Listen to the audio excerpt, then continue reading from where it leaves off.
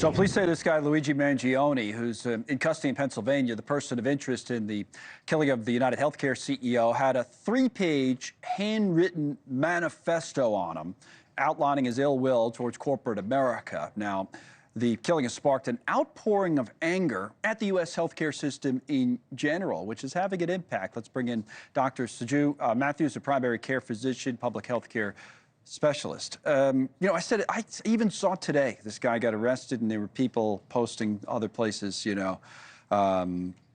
basically on his side, for lack of a better word. There's so much anger. Do you see it in your own practice? Yeah, absolutely. I mean, Connell, what I want to be clear as a primary care physician who sees about 20 patients a day is that we as doctors have been crying, screaming on the top of our lungs regarding how lots of insurance companies are denying claims on a daily basis. And, ultimately the bottom line is, it's just that these issues have just resurfaced because of these incidents.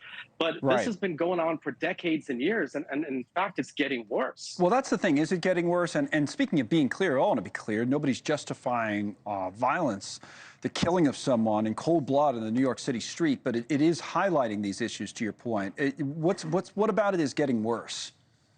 Well, ultimately, here's the bottom line is when we as physicians order certain tests, whether it's for a patient going through chemotherapy or even something as simple as a mammogram, we're getting what's called a denial. This patient cannot get the mammogram unless you do something called a prior authorization. Right. And a prior authorization basically simply means giving the insurance company the ability to get back in the driver's seat and decide if they are going to pay for a procedure or not. When you started, though, was that happening less? In other words, that's happening more now?